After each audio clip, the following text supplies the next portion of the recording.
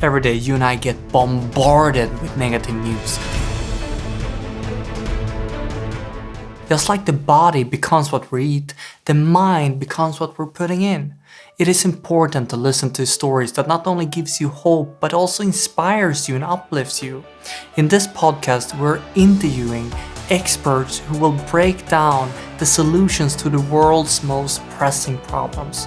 And I promise you, if you listen to this podcast, you will not only stay informed, but you will also feel more energy in your life. Welcome to Great.com Talks with.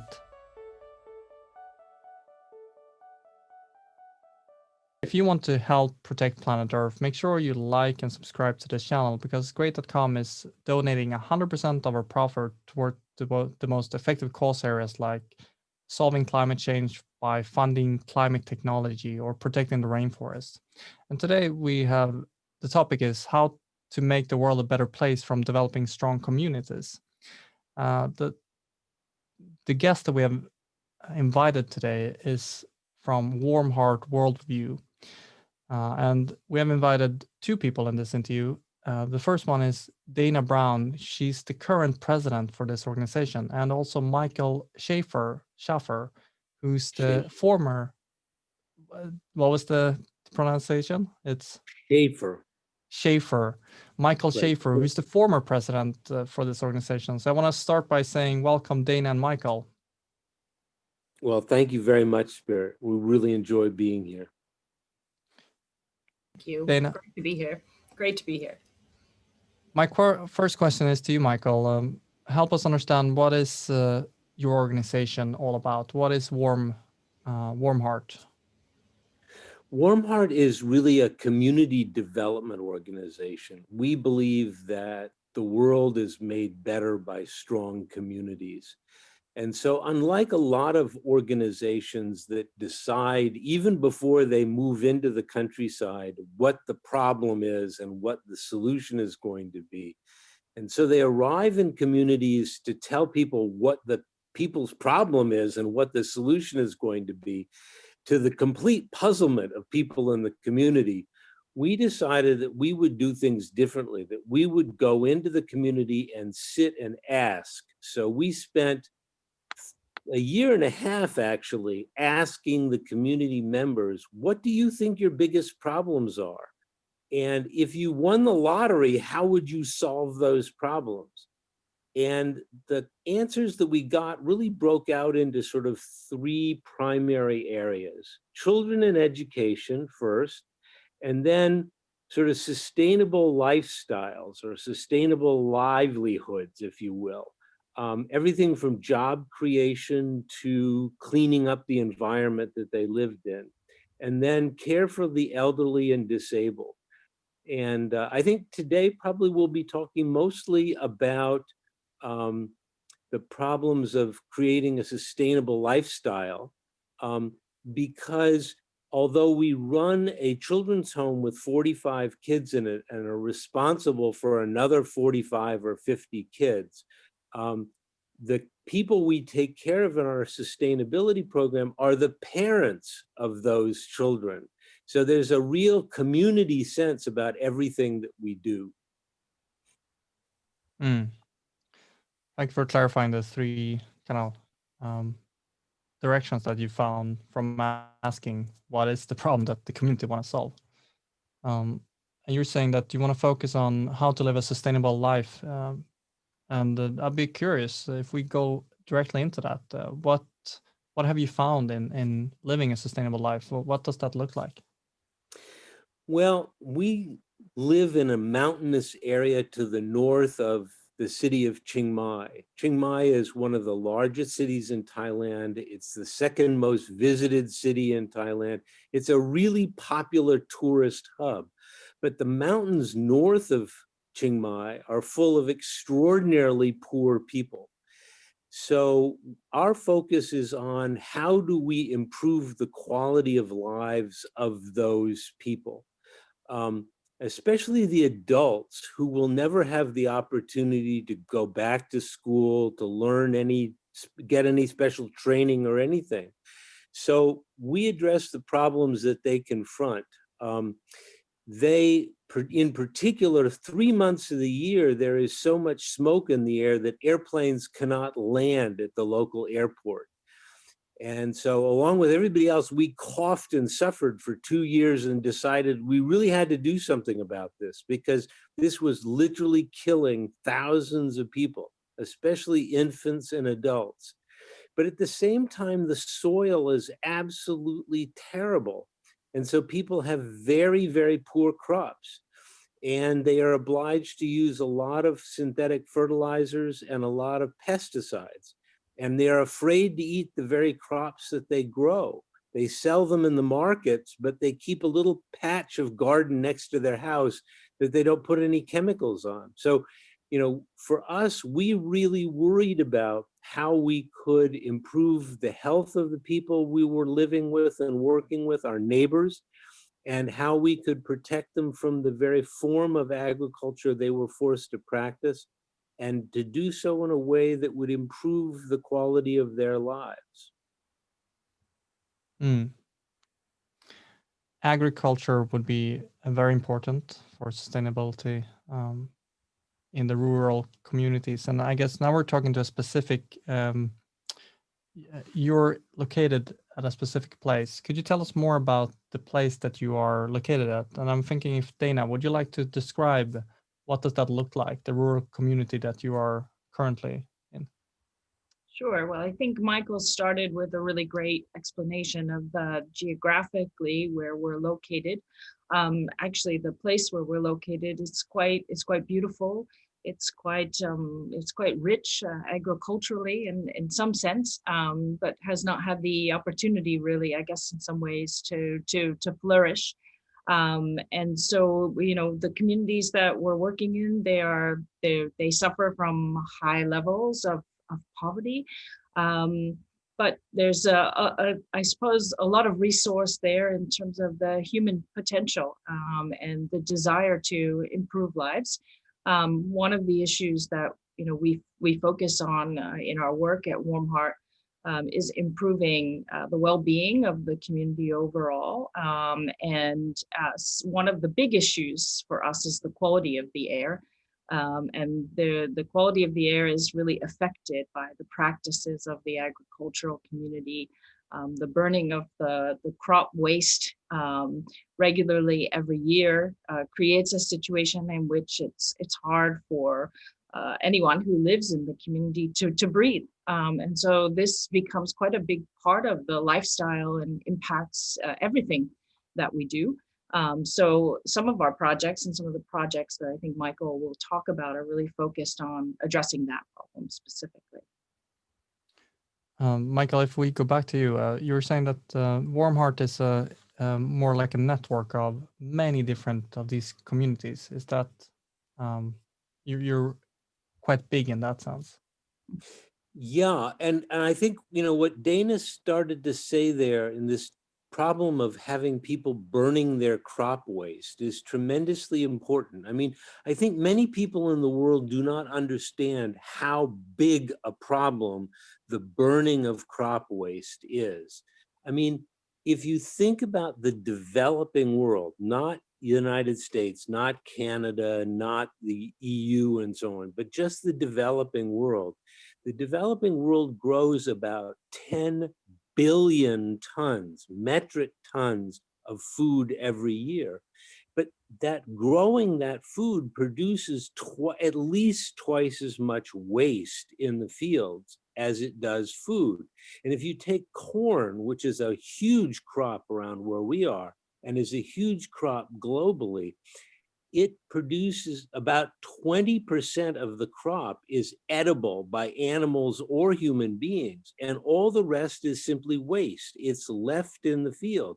And a farmer cannot do anything with that except burn it today. And so this creates a tremendous amount of climate change gases, of particulates, PM 2.5, which the World Health Organization lists as the 5th biggest killer in the world today. And 90% of those deaths occur among communities such as ours. So we think this is just a huge problem, not just in our community, but around the world. So as you say, we address lots of other communities as well. So we are working not only in our immediate neighborhood, but other places in Thailand, but also in Ghana, in Kenya, in Malawi, all over Africa, where we're in the process of seeing the techniques that we've developed spread very widely around the world, wherever people are confronting this kind of a problem. And that's pretty much everywhere around the developing world. I didn't know that, or I've not thought about like that. Let's say me as a consumer, I want to eat something, and that what I want to eat is coming from um, like a crop where uh, to actually produce that is producing double the amount of waste, and we don't have a sustainable way to actually uh, um, take care of that waste. So people have to burn it, and that creates that poor air pollution, which actually kills people in the rural communities.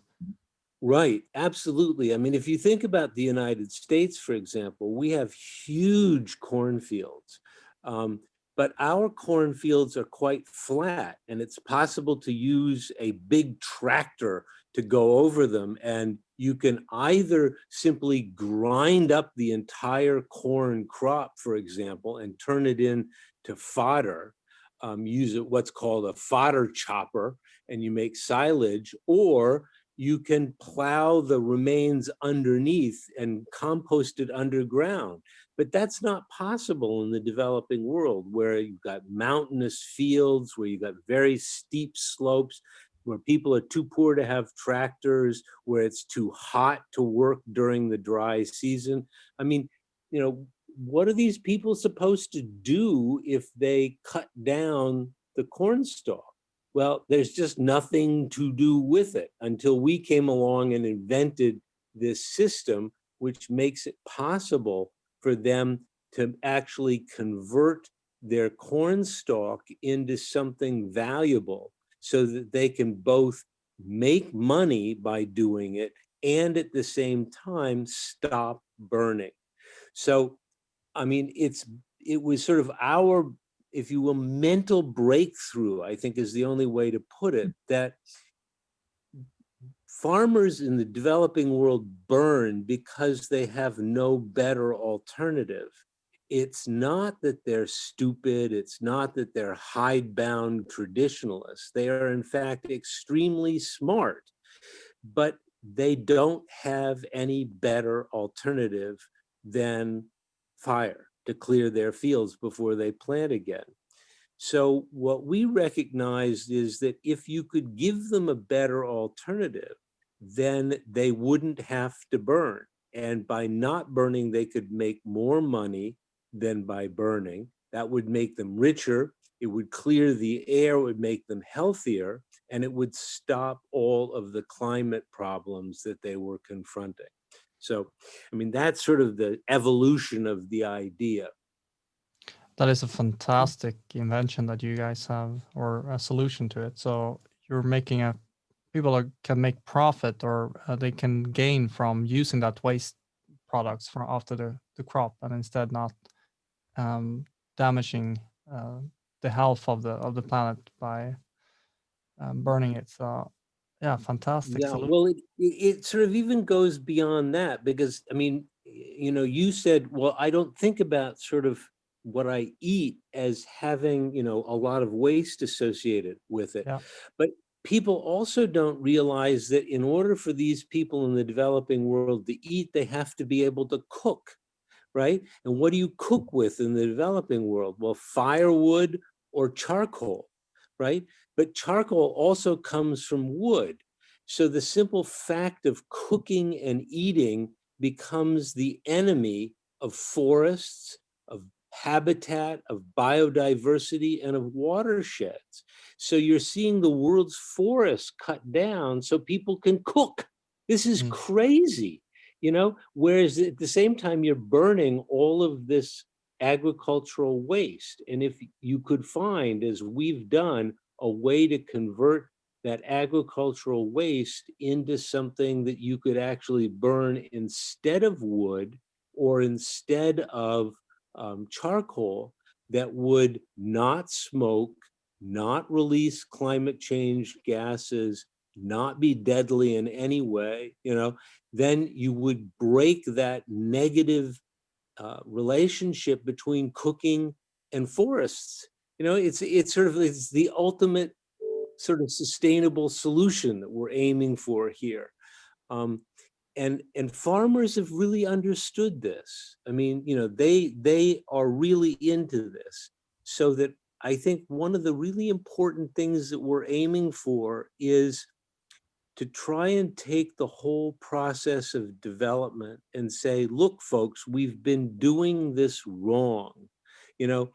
Everybody thinks about development as spending millions of dollars on these interventions in poor countries where expensive experts come in and so on.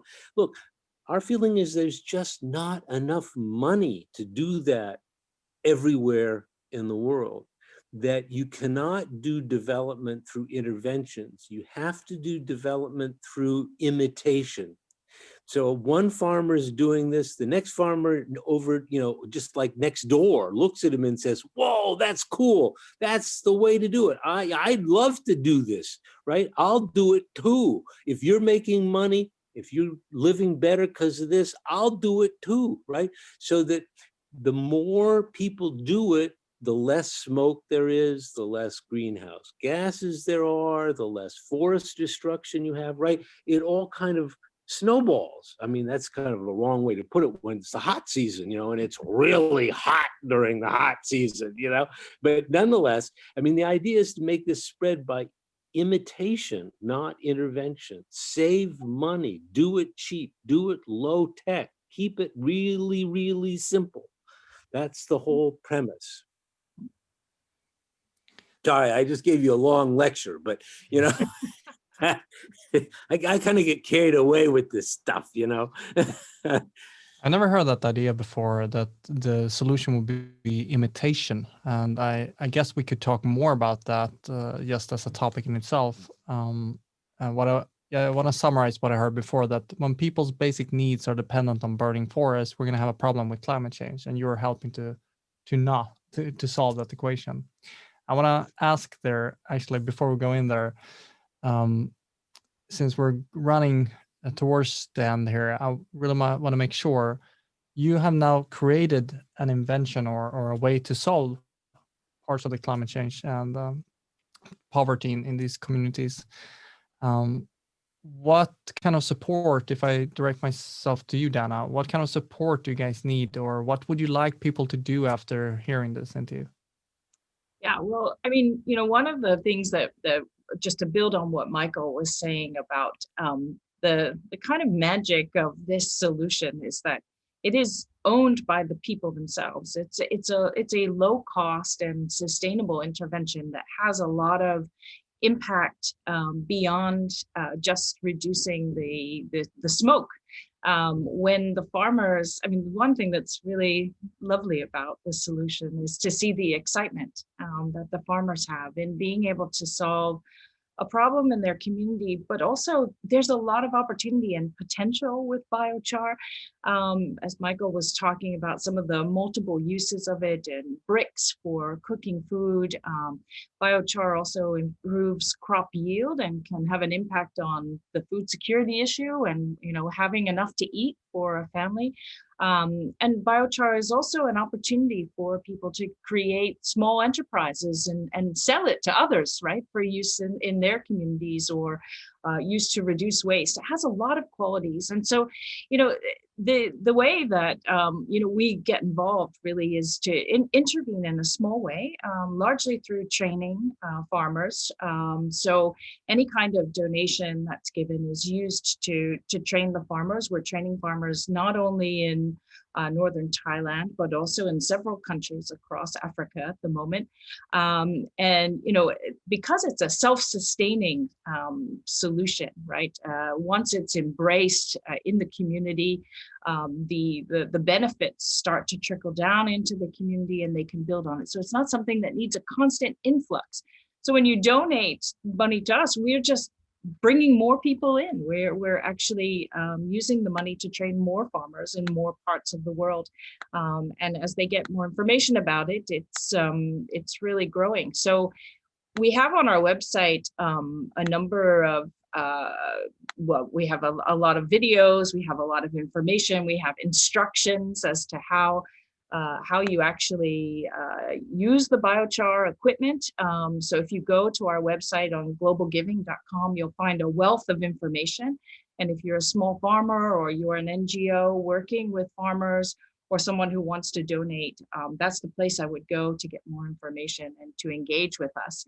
We also really love to hear from people who are you know, embracing this little technology, right? And to see the videos and to see the training happening and to hear how it's affecting people's lives. It's really important to us.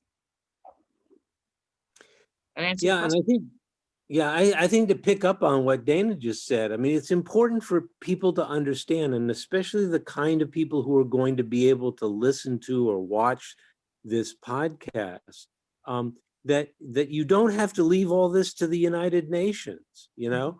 I mean, it's not just that we train poor farmers.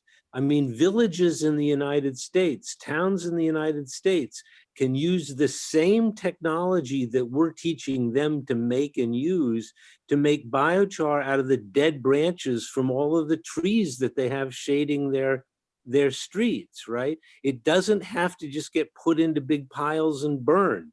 And it doesn't have to get composted, which releases a lot of climate change gases in the process of composting, right?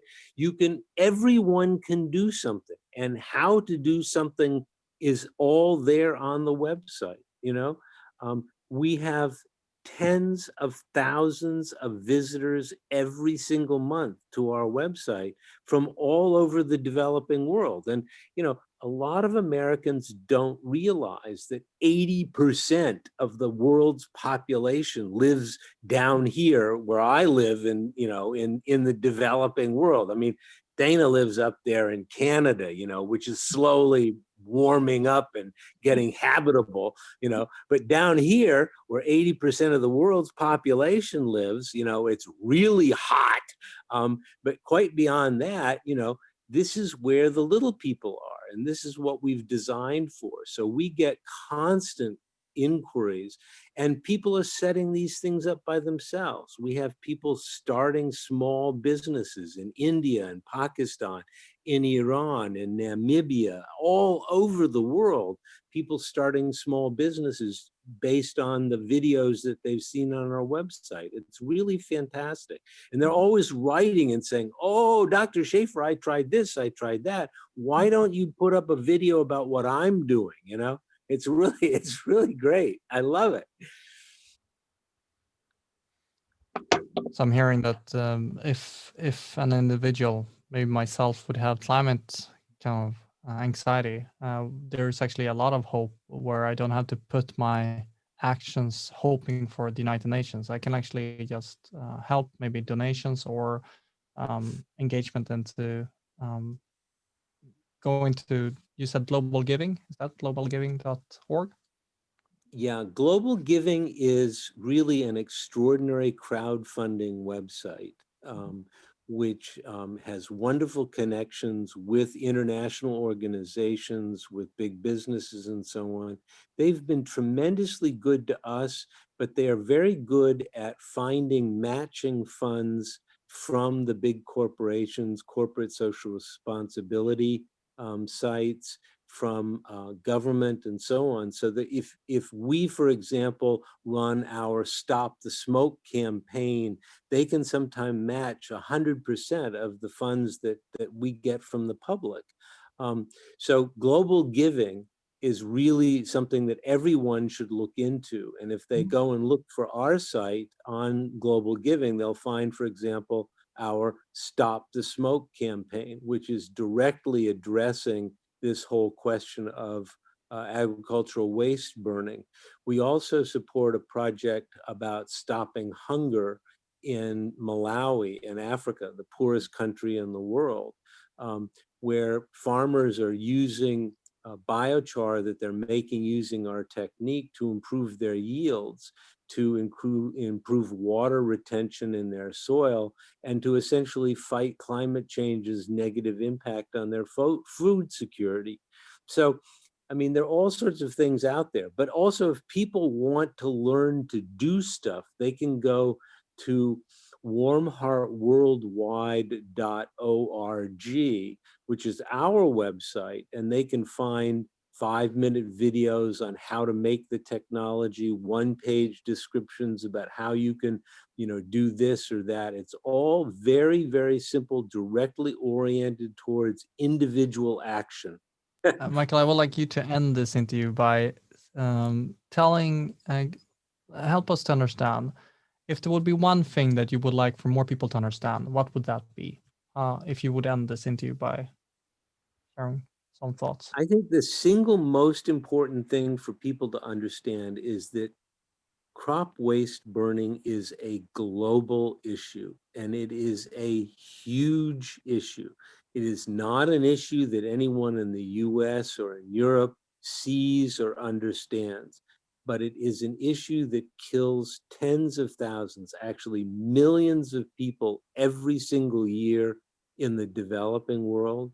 And it has horrendous consequences for habitat, for biodiversity, for forests. This is a major, major, major environmental problem, climatological problem, human problem. There is no getting around this problem, and nobody sees it in the developed world. You have to come down here to understand it. And if they can help support us in solving it, we would greatly appreciate it, as would all the people we work with. Dana, Michael, thank you very much for taking time to clarify and help me, who lives in that kind of, I live in Sweden. I don't see this problem. I've not heard about it as an issue that would be important for me to think about. So I'm just getting that urgency. Oh, shit, I need to educate myself around this. Spirit, we're in a time when people feel that the problems we're facing in the world are large, and climate change is one that sometimes feels out of our reach, something that we need some big investment or big organization to come in and solve. But in fact, people can own it and do something about it. And this is one way to really, empower people to take some action and to make a difference. Absolutely. Absolutely. And I think that may be the ultimate message. You can do something. Mm-hmm. Don't give up. It may be a big problem, but you can help solve it.